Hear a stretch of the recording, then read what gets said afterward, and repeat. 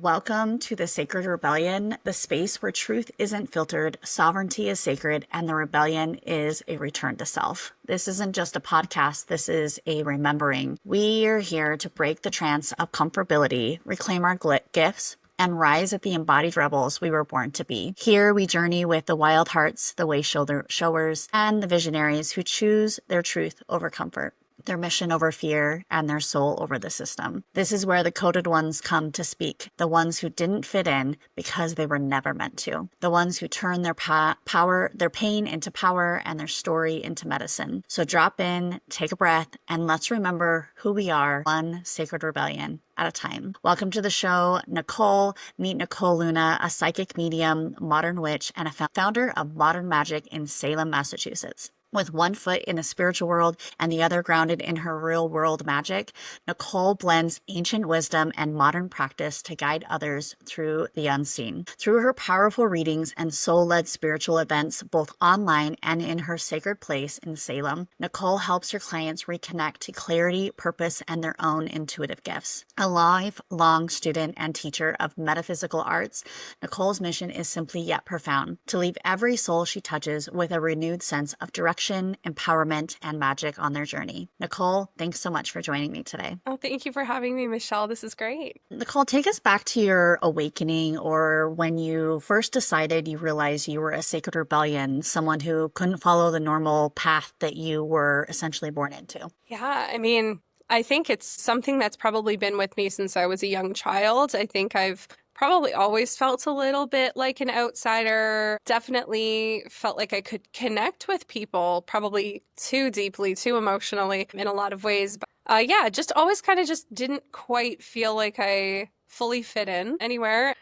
I think that kind of continues to be the case for me wherever I find myself. Yeah, I can relate to that. Yeah, it would be nice to think that, owning a spiritual business and doing this work and being surrounded by amazing people who also do this work would make me feel like I'm part of one big happy community. I think that that feeling of outsideness is necessary in order to align with your truth. Yeah. Yeah, I would agree with that. And I think it continues to allow us to persevere forward, and to realize that we're not meant to fit into a broken system. And in order to create a new reality in this experience, we're not meant to fit in. The rebellions and the sacred rebellions, and this is a lot to do with this show, is that a lot of us feel this way that are trailblazers. And it doesn't matter if there's this beautiful container that's created for us. Oftentimes we're kind of the lone wolf, in a lot of aspects. And, I'm hoping that one day we can all just be able to connect, as lone wolves and create a beautiful pack together. Yeah, yeah, absolutely. And I feel like that's it's very much been the feeling on this spiritual journey is, I identify it as a practicing witch. And sometimes I feel like maybe not, not dark enough or not whatever enough for the witchcraft community. But then also in the new age community, I feel like sometimes, it's like there's too much grounded energy, or there's too much spooky going on, or whatever it may. So ride the line somewhere kind of in between. Yeah, for sure. What led you to embrace your gifts as a psychic medium and a modern witch? And did it feel like a rebellion against what you were actually taught? Yeah, loaded question. Totally felt like a rebellion. I was raised in a semi-religious household. So, my parents, I was raised Catholic. So, but we were very much the go to church on Easter and Christmas types of people. So it wasn't like this overbearing sort of religious experience.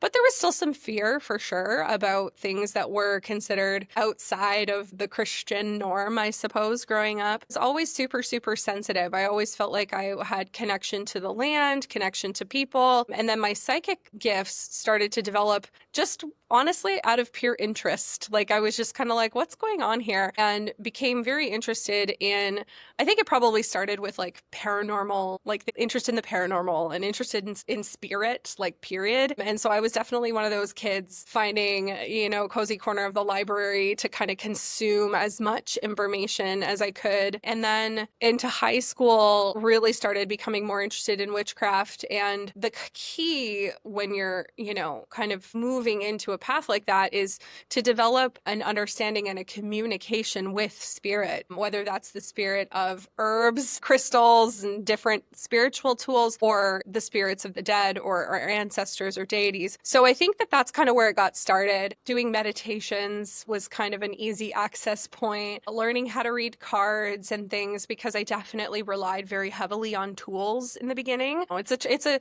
learning how to trust yourself moment when it comes to learning how to connect with spirits. Yeah, I would agree with that. I think a lot of us use, witching rods or pendulums or tarot cards when we first start out. And then it's like that next level of trust, right? It's that next level of being able to essentially believe in your complete channel without any external validation, and learning how to activate those clairs so that you can create a more clean, clear channel, right? And that's essentially what most of us that are, as someone who's a practicing medium and psychic as well, like if you're able to, it's like the next step. And so I think a lot of people sometimes use them as like, that external validation for a long period of time. But I think also like tarot's like, I tell people when they're like, give me a tarot reading, I'm like, dude, tarot is like gonna tell you what's up. And it is sometimes a little bit like straightforward. That's why,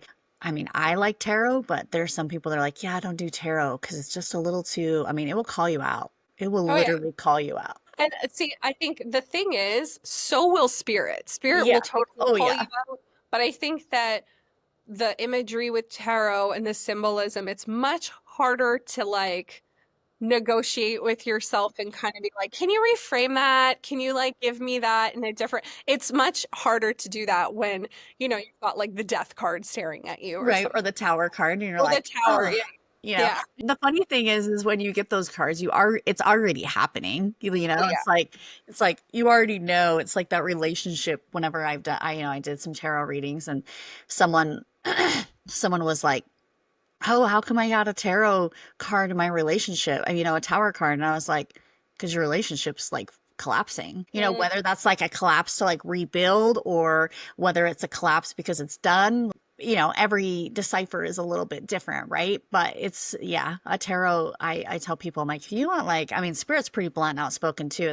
I'm very much like that as well. So Mhm. for me, it's always been interesting to, I always tell people, I'm like, oh, you don't play tarot, it'll call you out. Like, it will call Yeah, you out. absolutely. Absolutely. Yeah, I agree. Yeah. In a world that often fears or misunderstands witches and mediums, what does it mean to you to reclaim those identities with power and grace? Yeah.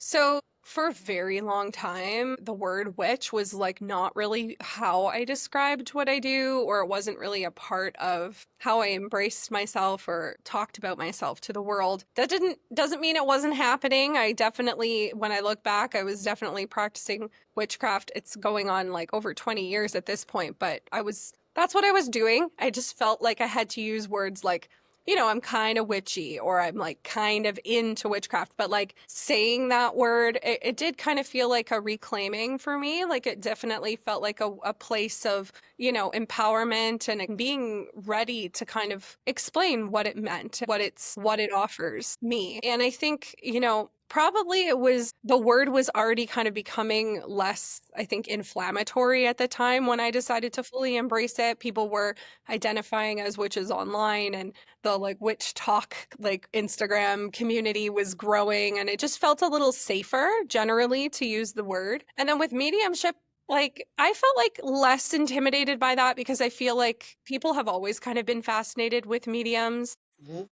If anything, now what I'm trying to do in my practice is get people from moving away from a dependency of wanting to constantly be receiving information from people who have passed on. I actually don't even advertise that I do mediumship work. I just allow it to happen in session if it happens. Yeah, so I think with mediumship, it was a little bit easier of a sell for people than the Yeah. witchcraft thing. But, moving to Salem, I've definitely felt embraced by the community here and safer about using that word.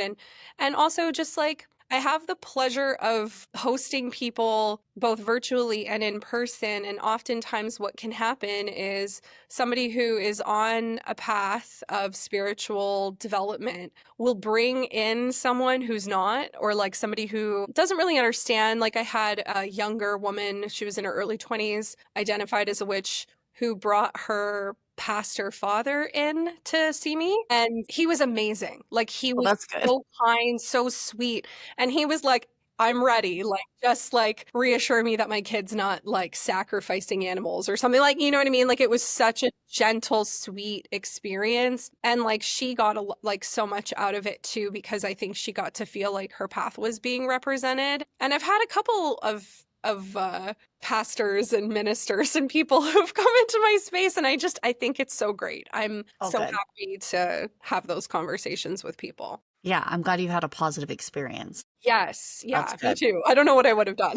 Yeah. It was Yeah. pretty positive, yes. Yeah, because I mean, I have not had a positive experience with pastors. Mm, So it's always fascinating, being called evil or yeah. Luciferian. And I'm just like, okay, like if you actually really knew, right? Like if you actually knew what that meant. But yeah, I'm glad you've had a positive experience. So I was like, how did that go? Are so good, but I think it's also just like, obviously these people are coming in to support someone in their life who is on that path. But in Salem, we get some interesting characters, especially around Halloween. We have our, protesters and pastors that are preaching on the street. And so it can kind of feel a little like Yes. sad sometimes walking with your kid down the street and them being like, "What's wrong, mommy? Like, how come they don't like witches?" Like that kind of thing Yeah. can come up. So, Yeah. okay. Yeah. It's always interesting. Yeah. How do you navigate being both mystical and modern, and how do those two energies coexist in your practice and your business?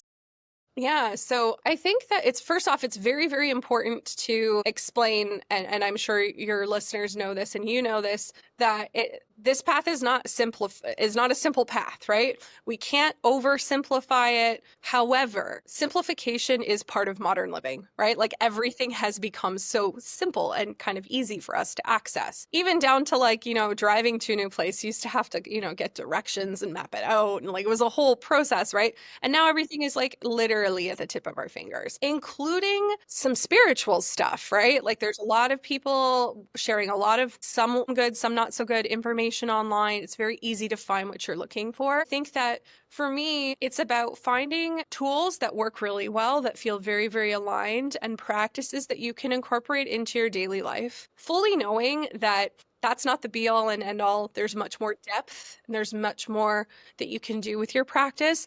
But sometimes it's about simplifying things that can become part of your routine so that then you can feel like that spiritual growth is inevitable. It's just part of who you are and what you do every day. Yeah, your spiritual practice should literally be what you do every day. It's like, religion almost, in an aspect of it's who you are. I had a friend once, well, she's not a friend anymore, but she said, "I'd like it if you just didn't talk about your spiritual stuff." And I'm like, how, what? That's like who I am. Like, I can't That's just tough. like, do you want me just like sever? Like, only be human in your experience, Like, I mean, that is my human.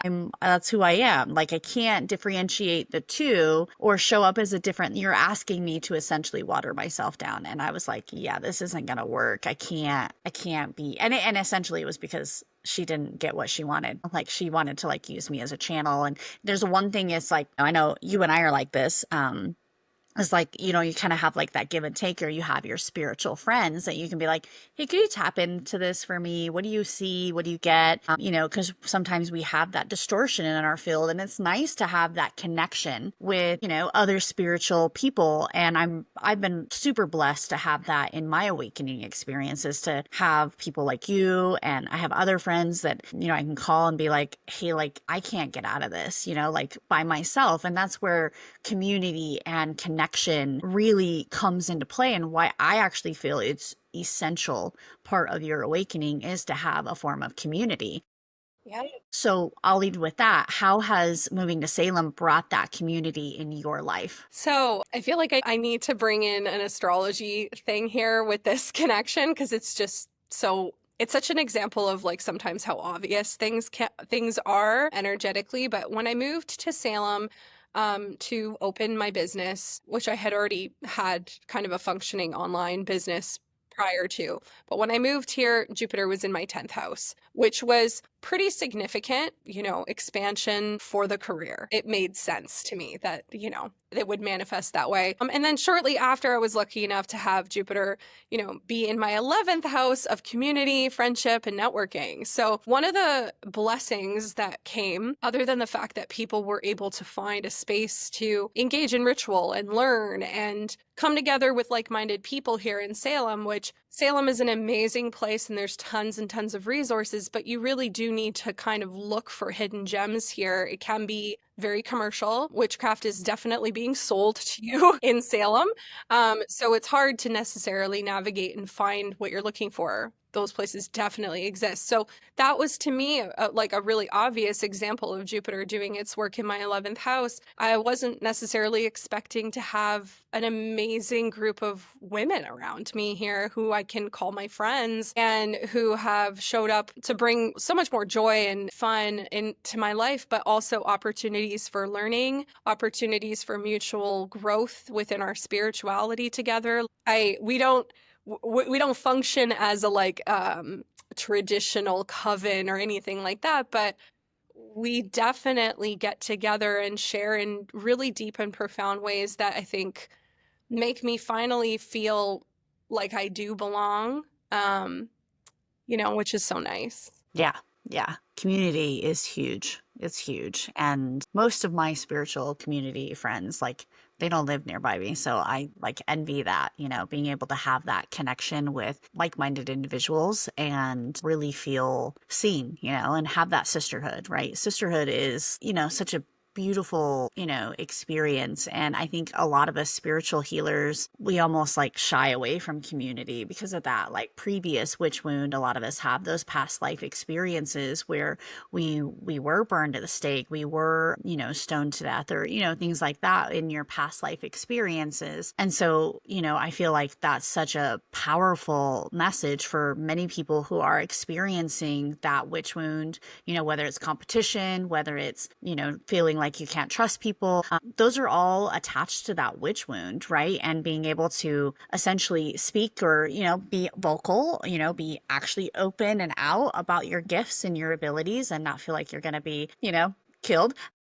And so it's beautiful to see that because I know a lot of us people that are listening right now, they don't have that. And so what a powerful example of showing that like you guys can step through those distortions in our society and really have that connection. That's such a beautiful experience. Yeah, and I think it's what I guess connecting with some of the people here has really taught me is, we're all very much on different paths. It's not like I feel like I belong because I found a bunch of people who are just like me. Like that has not happened at all. I found people who are very different from me, but there's a mutual respect and a mutual desire for learning that we all share. And I think that that's honestly like the most that really can be asked for because I think to have people show up who are just like you, I mean, we all look for that. We all look for that camaraderie and we all look for that like-mindedness, but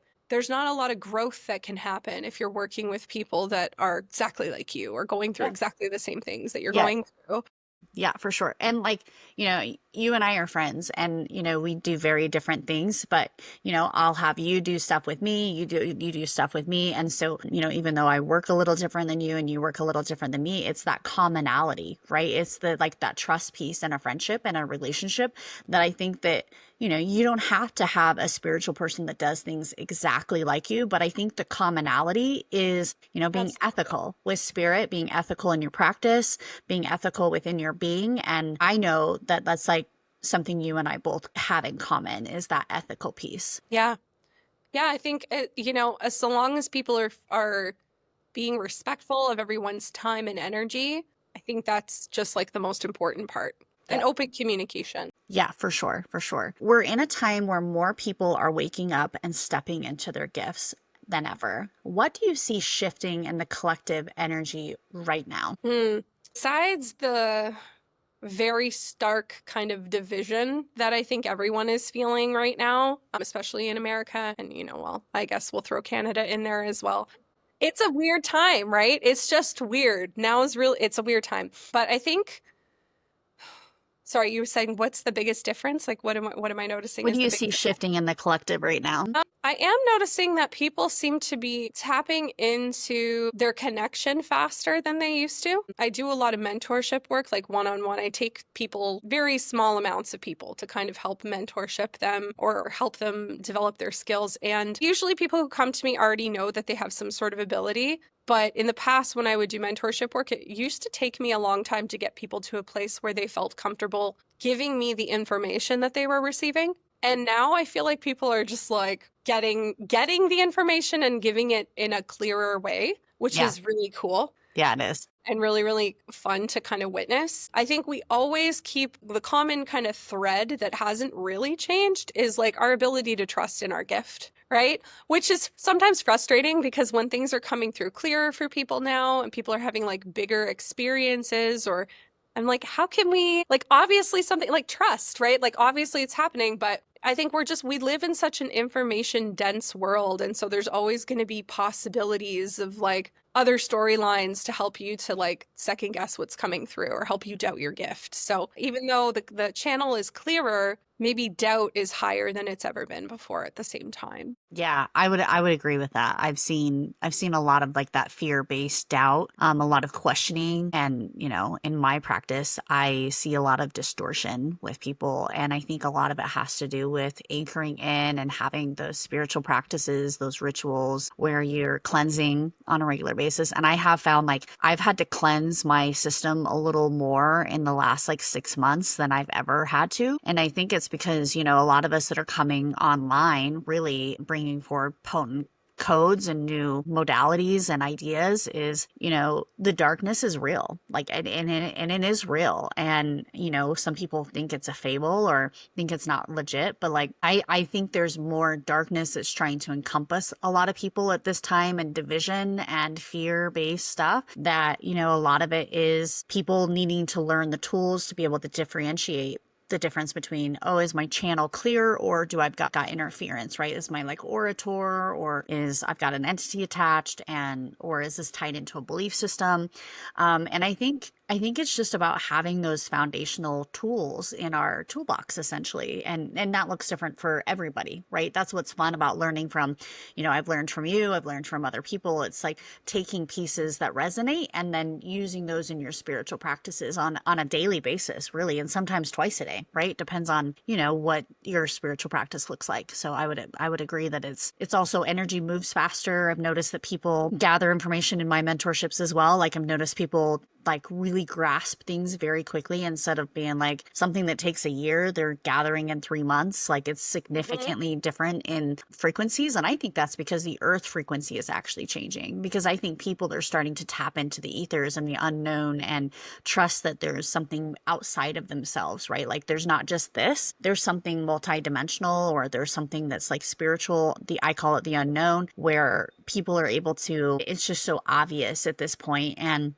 maybe it's not obvious for everybody, but I know like most people I'm communicating with, they're like, even if they're not in the spiritual community, they're like, oh yeah, I totally believe in psychics. Oh yeah, I totally believe in mediums. And it's like, that wasn't common even like 5 years ago. Yeah, I think you're right. I think that it's easier. I just think that it's easier for people to connect with their own energy right now and the energies that are around them. I think the struggle is differentiating between what's yours and what's not. Also, it's been brought to my attention with my own healing in the last few months that the regular cleansing is important, not just because of what we interact with, but what we're clearing out of ourselves with all the work that you could potentially be doing. Let's say it's around mental health. I know a lot of people are having a hard time with that right now.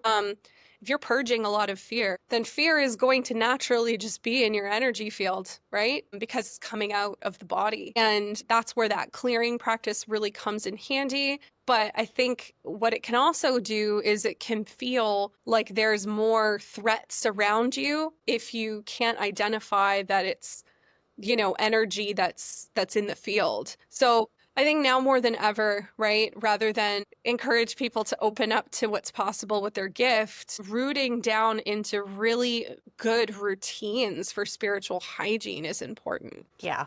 Yeah, I would definitely say that's like essential. And I think that's probably one of the biggest issues I see in the spiritual community, whether it's in, any form of like spiritual practice, is the spiritual hygiene and people being able to decipher when they have interference. And, a lot of us, this is our livelihood. This is what we do for a living. And recognizing that sometimes you might need to take a pause because your interference is going to leak into someone else's energy field, right? And there's like obviously like signs that shows, but and also like boundaries are a huge aspect in our physical reality, and boundaries with spirit. Like I don't get up in the middle of the night and have conversations with spirit. I just don't.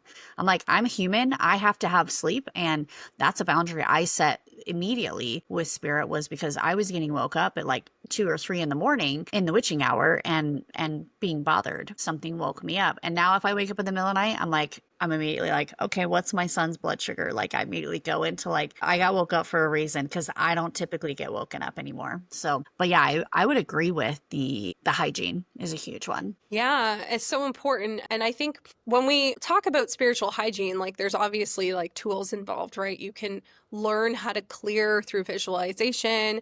You can learn to use certain smokes or whatever you want to use to clear your energy. Shower scrubs and things can be really great. All of those tools. Where I sometimes see limitations that people have is around what it looks like to set a boundary, right? So Yeah. like with clearing, it's very easy to like envision what it looks like to clear energy. Oh, so-and-so's using their singing bowl or their clear, whatever they're doing, right? To to effectively set a boundary. I think people are like, what do I just like hold that intention in my head? Like, are you saying something? Like, at least a lot of people I work with want to know the step by step for like Yeah. how that even happens, Yep. right? So for something like your nighttime stuff, a tool, because you sometimes it's about tangible tools, right? And witchcraft really does provide us with a lot of like pretty things to look at and you use our hands with. The thing that I like to tell people is to write a list of rules that spirit must follow, like on a physical piece of paper, because then that is helping you to mindfully set intentions around your own boundaries and what you're comfortable with. And then there is something empowering about having that little piece of paper on your nightstand. And I like to tell people it should be, a piece of paper and not something necessarily symbolic, because usually it's dead people and dead people hopefully follow rules, right? Yeah. Typically. And then when you go on vacation, you can slip that paper in your suitcase and put it in the hotel room. Like, so Mhm. it's about kind of finding practical applications of some of these things so that you feel confident in your intention setting. Yeah. Yeah. I mean, like one of my favorite things to use when I go on like vacations is like a Palo Santo spray. Yeah. I also have another one that's like and cedar and white sage, and that's another one I use. Like, and I'll take these with me on vacation and just spray the whole room to clear the energy and obviously set the intention. And there's lots of spiritual practices that you can do to clear energy.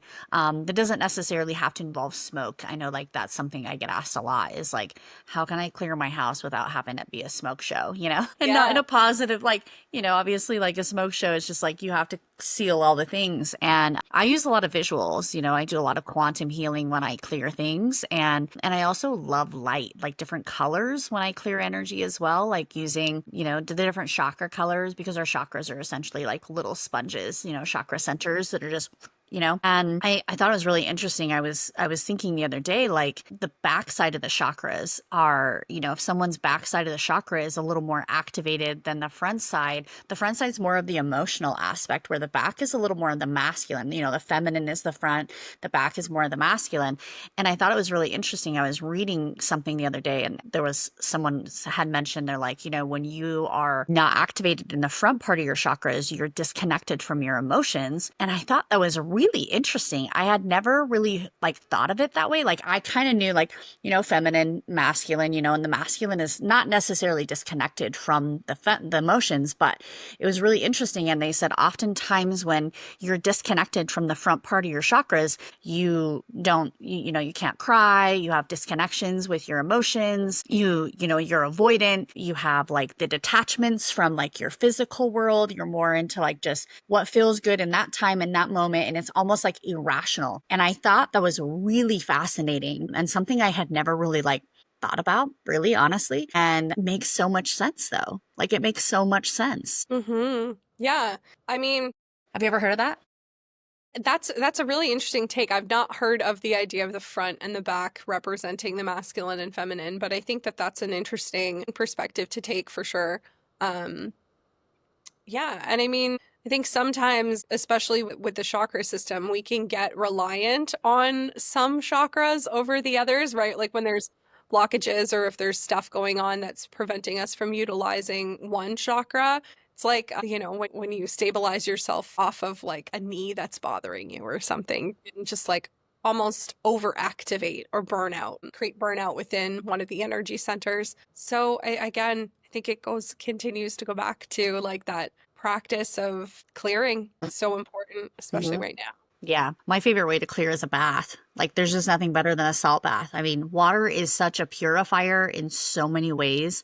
People are always like, "Oh, what are you doing?" I was like, "I'm gonna go take a bath." Like, especially if I've done a lot of energy work, it's so powerful to do like a really good salt bath with like, something fuzzy and maybe some candles to bring in the different elements because I love, playing with elementals and clearing your body and like, sometimes I'll even like open a portal with the drain and have that drain connected back to source. So all the energy just purifies. And really, I just want to like emphasize kind of what you've said is that the intention behind everything is so powerful. And really, intentions and writing down things, those are essentially spells, right? And being able to articulate what your intention is. And that's why I always tell people, like, if you have heavy emotions at the end of the day, journal it out because they're like little seeds that you can just, either plant or you can get rid of, right? And not have to be able to process someone else's. That was my biggest thing is like processing someone else's emotions. You can't process someone else's karma. No, no. And I mean, people who might listen to this episode and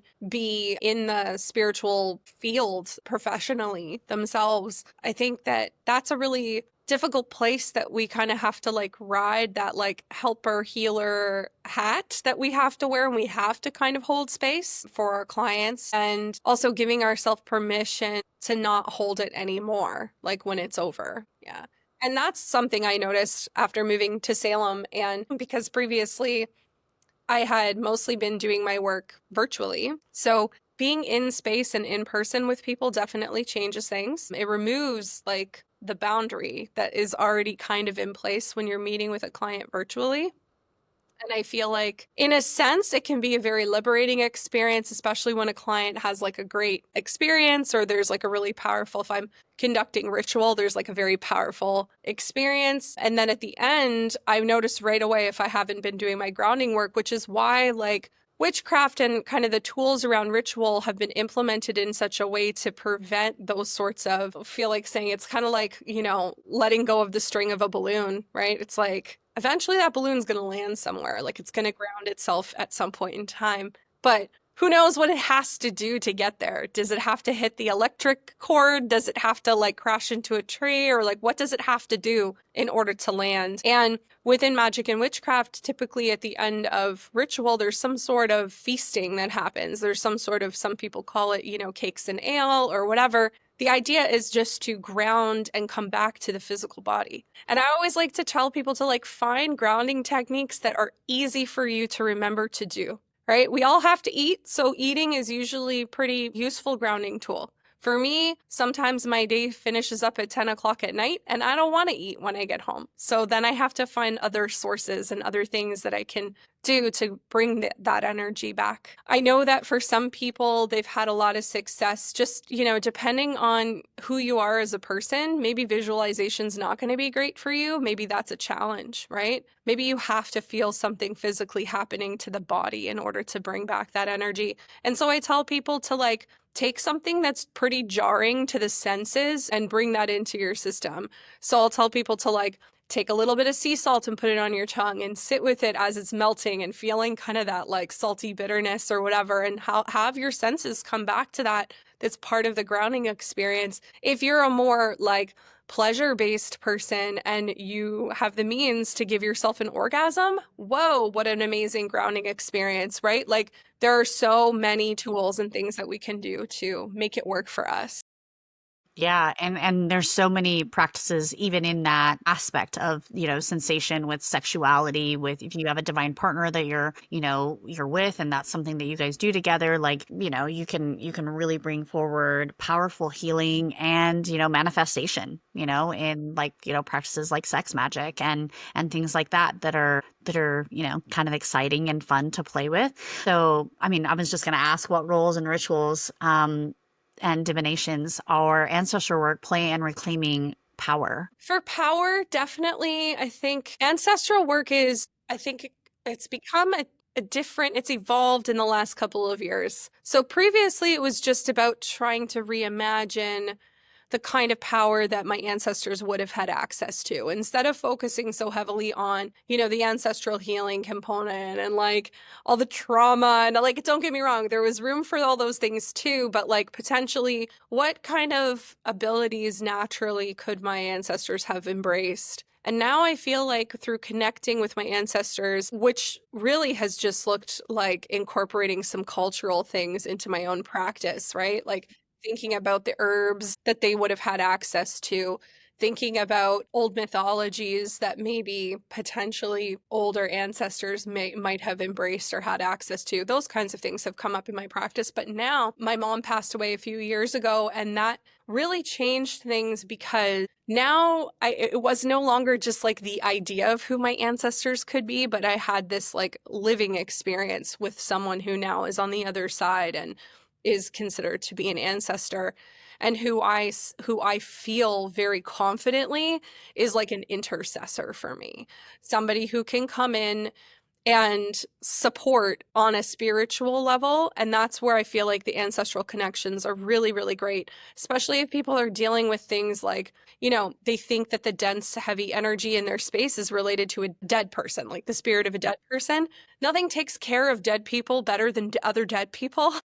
Yeah. So, like, to be able to be like, hey, grandma, or hey, mom, or whoever that you have a personal relationship with spiritually, to come in and be that negotiator, right? I think is super, super powerful and has helped me feel powerful that I have this team of spirits around me that they don't necessarily give me power, but they prevent my power from kind of being siphoned or accessed in inappropriate ways. Yeah. Yeah. That's one thing I think that everybody should work with on a regular daily basis is your ancestors. A lot of people talk about meet your guides, but a lot of times, your guides are obviously here to help you, but I work a lot more with my ancestors than even, I mean, I work with my guides, but like my ancestors really are who are here to help me kind of with that mission of the physical aspects of myself. There's even been times I've done rituals where I've helped unlock ancestors from the darkness, uncage them from the darkness and send them to the light and give them the opportunity to choose into source frequency, or if they've been stuck in the in-between. And it's really, really powerful when you do rituals like that, where you unleash and unlock those frequencies. And I teach people that not all ancestors are benevolent beings. They're not, unfortunately. And so make sure that when you are working with your ancestors, that you say, I only work with my ancestors of the light or ancestors of benevolent frequency, Mm-hmm. because it's really important that you understand that not everyone's rooting for you on the other side because they don't want the pattern to change. Right. So, I mean, for me, when I've encountered through in readings and stuff with people where there's been ancestors or, passed on loved ones that feel stuck, that feel like they haven't made it over to the other side, that's usually where I'm noticing that, digging your heels in and regression against the idea of evolving out of a pattern. And I think there can be something very profound even in working with those spirits, but I would not obviously recommend for somebody who's just getting started. It definitely would be more advanced practice with sitting with the heaviness and the dense emotions that come with being around a spirit like that and doing banishing work around that spirit no longer having access to you or the family line. Then when that happens, the hope is, I mean, because we can try to send people to the light, we can try to send people to the other side, but they have to want to go, Yep. right? They want to have to go. What we can do with spirit's help is create really strong boundaries so that they can't access us and limit our evolution. Yeah. Yeah, I've had to do some bounding spells of ancestors that have psychically attacked me or even brought some like, psychically attacked my children. I've had to do some, jar work, stick them in a jar and it's a legit thing. And it was crazy how quickly that entire energy went away. Like it was just like instant, as soon as I casted it into a energy of a jar or whatever. It's very interesting how that has helped even like with haunted house or type of vibe. It's really really it's not always not somebody what I'm saying. It can be an ancestor. Mm-hmm. Yeah. And I mean, there's all these, of course, these paranormal investigation shows where anytime there's any kind of negative or dense energy in a home, it's always a demon. Like it's Yeah, always right. something really intense going on, right? Whereas, it's totally possible that somebody's grumpy grandpa is causing some shit. Like that's totally a possibility. So, yeah, I think it's just about understanding that not everything that you're going to feel is going to be yours, right? And when it's not, you are allowed to create boundaries with it. And the same that you would with a friend who's maybe like taking up too much or it's an imbalanced Yep. relationship. Yep. What's one truth you wish every sacred rebellion knew about their past? That there are no caps or limitations on what can be experienced, that you're always able to create more for yourself, to learn more, and that the work is kind of never done. To me, huge red flag anytime I sit with another practitioner is when they're giving me all the reasons why they're right or why they've never, you know what I mean? Like whenever somebody is kind of like soapboxing in front of me, it's a huge indicator to me that they have a lot of work to do. Yeah. So basically, never stop working on yourself is kind of the truth of it. Yeah, a friend of mine and I were talking, and I said, I do work on myself every day. It's like either in the shower, like today, I like did a salt scrub and like banished some energy out of my field and like cleared some energy with a salt scrub and did a whole ritual with that. And then sat with the energy and the emotions that came forward. And was it any of mine or was it somebody else's? It's like, obviously, that's a cleansing practice. And I do that every single morning. I do some form of a cleansing practice morning and night. But the fact of it is like, there'll be times where I'm like, oh, that was really triggering today. I'm going to sit with myself and like, I call it recode and essentially do my hijack your ego process where I go through and like recalibrate my belief systems because there's something inside of me that was obviously like emotional or had a response, So, like the work never stops. It doesn't mean you have to do deep, dark, heavy shadow work every single day. But if you like chip at the old block a little bit every single day, it's like kind of maintenance, and you're just constantly moving forward, right? You're not like staying in a space of just like being in here. It's like you're constantly moving forward and it doesn't have to be, deep, heavy inner child or shadow work and breakdown sobbing. I mean, that does happen too, but it's like just chipping away a little bit every single day. And if you think about in a year, that's like 365 sessions, and it really makes a big difference. And I'm not saying you have to do it, like deep work, but when you move forward in your life, and you know how to do your work. That's the whole point of healing, right? Is to learn how to do your own practice. And sometimes people have the call to share that with others. And, it's not for everybody to share with everybody. Not everyone is meant to be a trailblazer. Not everyone is meant to, be this heavy hitter spiritual practitioner, but typically you feel it in your body. You're like, oh, this actually feels like an alignment. This is what I feel like I should do. And it's something you can't just like shut off either. I always tell people, I'm like, oh, once you're like in a spiritual business, it's really hard to be like, yeah, I'm not going to do that anymore. There's many times we want to quit, but obviously we don't. What sacred rebellion are you currently walking through in your own life? Okay. For me, I think it's a pattern related to going back to the belonging thing that we were kind of talking about, still there, right? Like there's still this feeling of like feeling like I would like to belong in some sort of way, but also it's shifted and changed now that I'm kind of like embracing the not belonging and using it as a way of tapping into like my divine essence and my authenticity. So I think authenticity, it's like been a journey for the last couple of years, just continuing to embrace authenticity, even if that means regularly changing, transforming, evolving in the way that I'm offering my services and working with clients. Yeah. Yeah. Authenticity is, yeah, it's really important. And when we become trailblazers, that's a frequency that, some people would even identify that as like being a little bitchy, right? Like I've had people say that, where they're like, "Oh, you're a little bitchy." And I'm like, well, when you're fully in your power and you're stepping into your authenticity era, like, sorry, you're going to ruffle feathers. And if you're not fully authentic, because people see that frequency and it can feel, it's like the first time you set a boundary with somebody who's never had a boundary. It's like, it feels like an electric fence for them. It like feels like this harsh punishment, because it's like, wait, you're not going to abandon yourself in order to keep me, in my safety net, your false light safety net. Like, no, sorry, this is, and you can feel the resistance too. I know you can. It's like, I'm the same way. It's like, you can feel that, it's like almost like that magnet's like pushing it away, right? When someone feels uncomfortable, that clairsentient feeling. Totally. And I think like if you have a goal around what you're moving towards, it's not going to feel necessarily easy to kind of set into that every day and kind of like show up with the appropriate boundaries. I gave somebody the example of like, let's say you're feeling like you're being taken advantage of at work. Say that like people are overloading you with responsibilities and you're just like looking around like, why me? Why is it me? Why not this person and that person?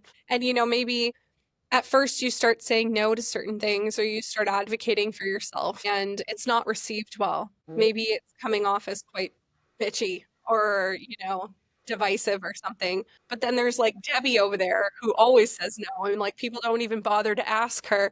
But that's because she's been in that energy for so long that it's become part of who she is. And it's just about kind of reframing and changing what you're willing to have in your field. And that can be hard, especially since so many empaths and healers tend to also be people pleasers. And overgivers. Yeah. Not having people like you, I think sometimes can be a good sign. Yeah.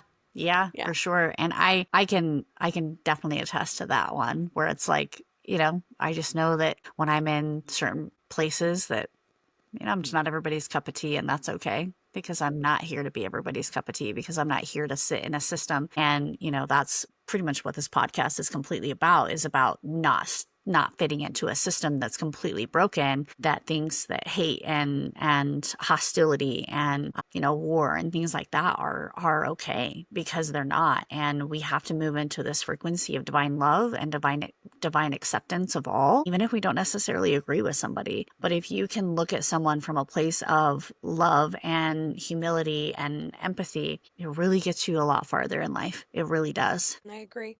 Yeah. Where can listeners connect with you, work with you, or join one of your events? Yeah, so I'm on Instagram as Highest Good Readings is my @ That's probably the best landing spot. And there's further information in the profile there with my website and all of those kinds of things. Modern Magic Academy is the name of the studio space that I have in Salem, where I offer in-person classes and ritual experiences. But I also offer tons and tons of things virtually for people who can't be here in person.